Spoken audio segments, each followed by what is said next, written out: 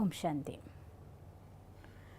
ഇന്ന് ഞാൻ നിങ്ങളുടെ അടുത്ത് പറയാൻ ആഗ്രഹിക്കുന്നൊരു കാര്യം, തീർച്ചയായിട്ടും ജയം എനിക്ക് നിർബന്ധമായിട്ട് വേണം എന്ന് ആഗ്രഹിക്കുന്നവർക്ക് വേണ്ടിയാണ്. ജീവിതത്തിൽ ജയിക്കാനായിട്ട് റിസ്ക് എടുക്കാതെ ആർക്കും സാധ്യമല്ല.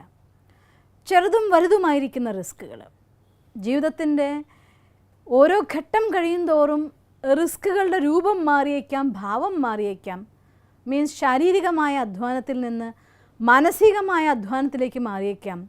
ഒരു പക്ഷേ ടീം ഡെവലപ്പ് ചെയ്യുമ്പോൾ താഴെക്കടലിൽ എല്ലാവരും ഡെവലപ്പ് ചെയ്യുന്നത് വിട്ടുകൊണ്ട് മേലെയുള്ളതായിരിക്കുന്ന ലീഡേഴ്സിനെ ഡെവലപ്പ് ചെയ്യുന്ന ടെക്നിക്കായിട്ട് മാറിയേക്കാം.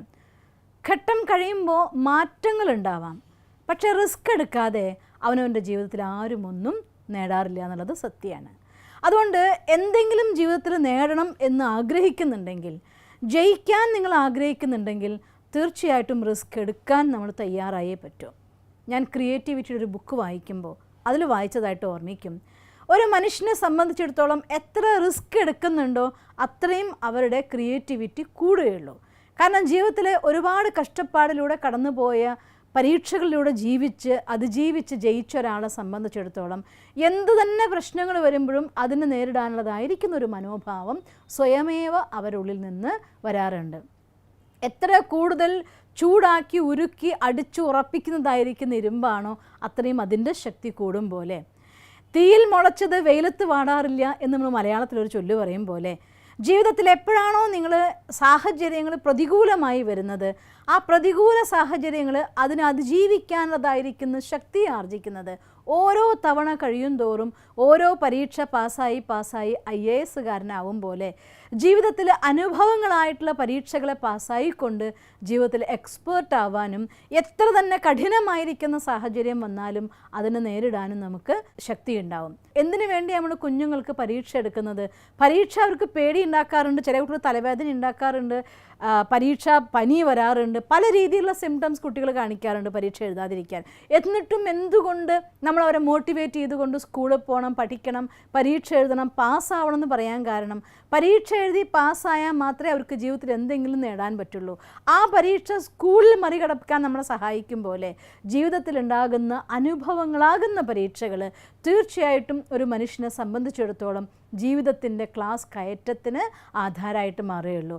മുന്നോട്ടുള്ളതായിരിക്കുന്ന യാത്രയിൽ എന്ത് പ്രശ്നം വന്നാലും ഒരു കുഴപ്പമില്ല എന്നുള്ള രീതിയിൽ മുന്നോട്ട് പോകാൻ നിങ്ങൾക്ക് സാധിക്കണമെങ്കിൽ, അത്തരം സന്ദർഭങ്ങളിൽ നമ്മുടെ മനസ്സ് തളരാതെ മുന്നോട്ട് പോകണമെങ്കിൽ അനുഭവങ്ങളില്ലാതെ സാധ്യമല്ല. അതുകൊണ്ട് റിസ്ക് എടുക്കാതിരിക്കുന്നവർ എവിടെയും എത്താറില്ല.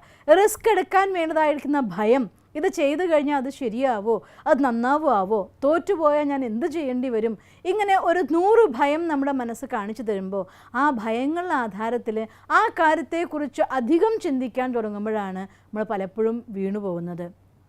ഒരു കുട്ടി നടക്കാൻ തുടങ്ങുമ്പോൾ എത്രയോ തവണ അവൻ വീണാലും എഴുന്നേൽക്കുമ്പോൾ വീഴും, വീണടത്ത് എഴുന്നേൽപ്പിക്കുമ്പോൾ കരയും, ബഹളം വയ്ക്കും. അത് മറന്നു കളഞ്ഞിട്ട് വീണ്ടും എഴുന്നേൽക്കാനും നടക്കാനുള്ളതായിരിക്കുന്ന ശ്രമം നടത്തുക ചെയ്യുക.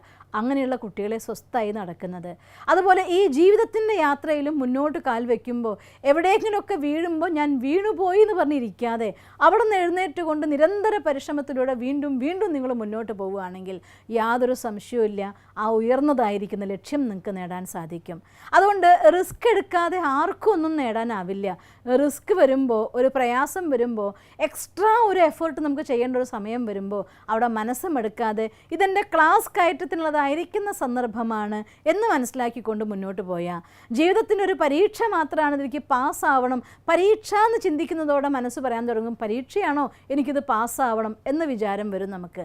അങ്ങനെ ഒരു പരീക്ഷ മാത്രമാണെന്ന് കണ്ടുകൊണ്ട് എല്ലാ പ്രതികൂല സാഹചര്യങ്ങളെയും ഇത് വലിയ പരീക്ഷയാണ്, തീർച്ചയായിട്ടും ഇത് പാസ്സായി ഞാൻ ഹാപ്പിയസ്റ്റ് ആയിരിക്കുന്ന ഒരു ലൈഫ് നേടും എന്ന് നിങ്ങൾ നിശ്ചയിച്ച് നോക്ക്. എന്നാൽ തീർച്ചയായിട്ടും ആ റിസ്ക്കൊക്കെ നമുക്ക് അനുഗ്രഹമായിട്ട് മാറുകയുള്ളൂ. അതുകൊണ്ട് എന്ത് തന്നെ തടസ്സങ്ങൾ വന്നാലും നമ്മുടെ മനസ്സ് എത്ര തന്നെ നമ്മളെ പേടിപ്പിക്കാൻ വേണ്ടി, മനസ്സിൻ്റെ സ്വഭാവമാണ് ഏതൊരു കാര്യം തുടങ്ങിയാലും നിങ്ങൾക്കതിനെക്കുറിച്ച് ക്ലിയർ ആയിട്ട് ഐഡിയ ഇല്ല എന്ന് കണ്ടു കഴിഞ്ഞാൽ മനസ്സതിൻ്റെ വേഴ്സ്റ്റ് സിറ്റുവേഷൻസൊക്കെ ആദ്യം നിങ്ങൾക്ക് കാണിച്ചു തരും, നിങ്ങളെ പേടിപ്പിക്കാൻ നോക്കും. അത് വരുമ്പോൾ സ്വന്തം മനസ്സിനോട് സ്വയം പറയുക, ഇതൊന്നും കാട്ടി എന്നെ പേടിപ്പിക്കേണ്ട, ഞാൻ മുന്നോട്ട് പോകുന്തോറും വഴി കണ്ടെത്തി പോയിക്കൊണ്ടേയിരിക്കും.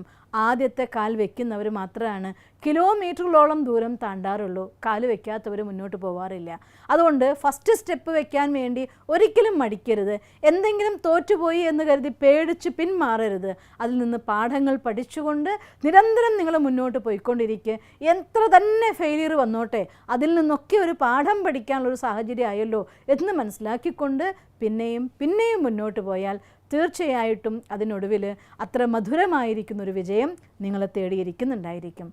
അതുകൊണ്ട് ആ വിജയം നിങ്ങൾക്ക് നേടാനാവട്ടെ എന്ന് ആശംസിക്കുന്നു. ഓം ശാന്തി.